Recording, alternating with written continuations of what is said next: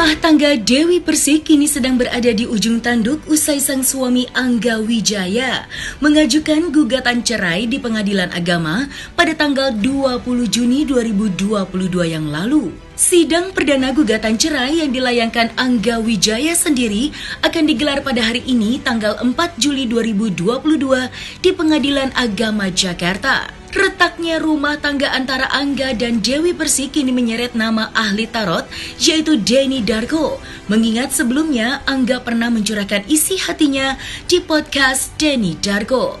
Dari situlah permasalahan rumah tangga antara Angga Wijaya dan Dewi Persik kembali dikaitkan. Lantas, seperti apakah pengakuan Denny Darko tentang curhatan Angga saat berada di podcastnya kala itu?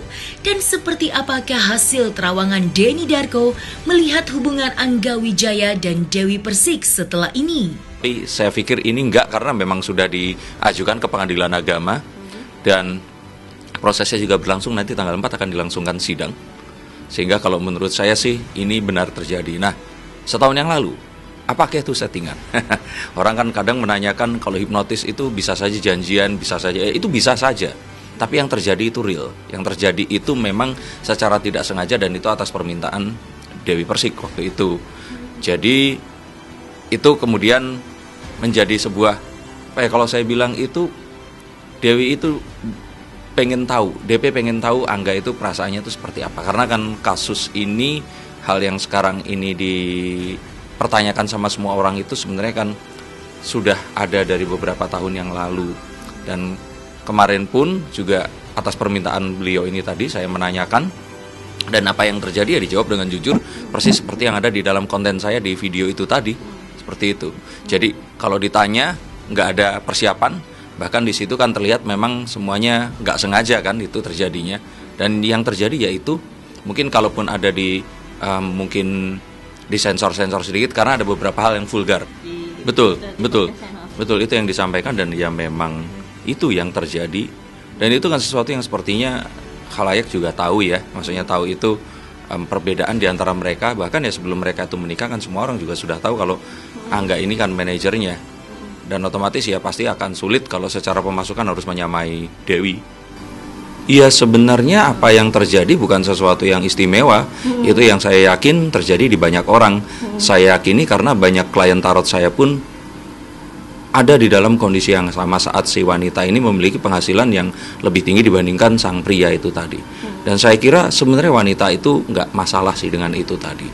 Cuman saat terus kemudian mungkin secara laki-laki ini mungkin mendapat tekanan dari luar, terus dia merasa seperti itu, mungkin itu yang membuat ya si wanita ini mungkin keberatan kali. Tapi ini in general ya, jadi saya pikir nggak fokus ke Angga dan Dewi.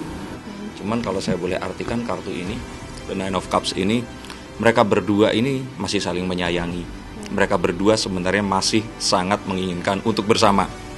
Hanya keyakinan mereka untuk bersama itu bersama yang nggak seperti ini gitu loh. Maksudnya kan dengan kondisi sekarang ini mungkin ya ada beberapa hal yang harus dipendam, kenyamanan yang mungkin juga harus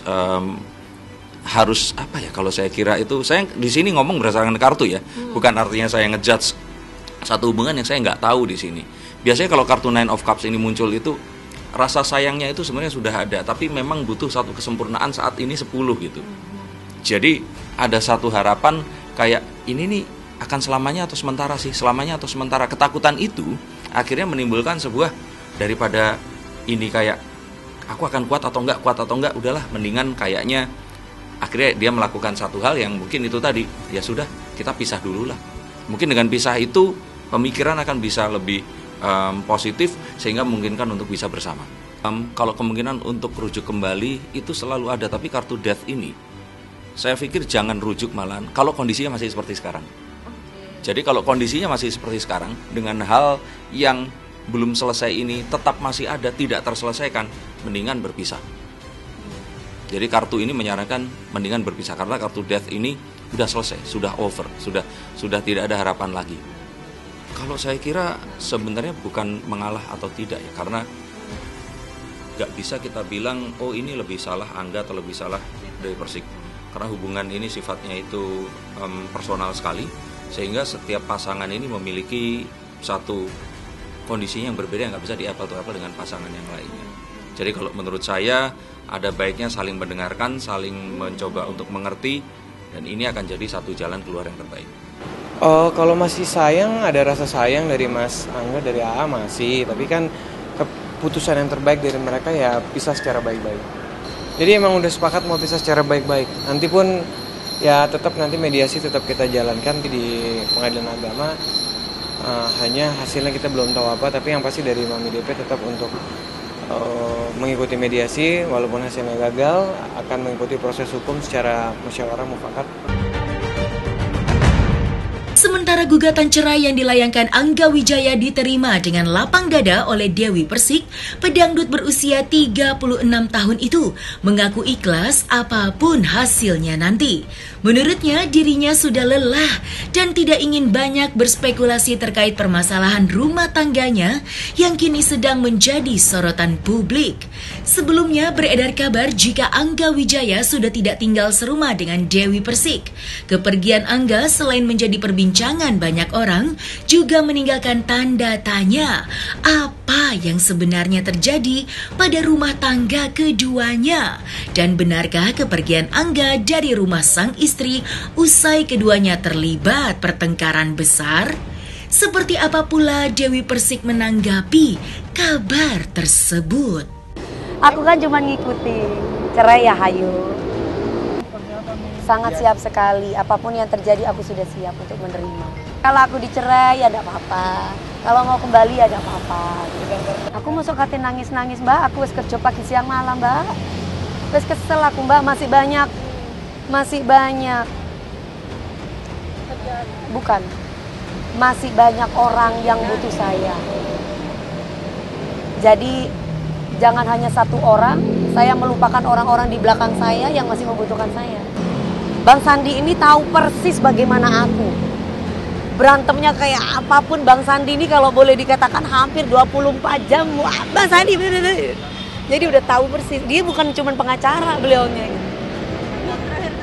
Sampai Bang Sandi bilang oke, gitu.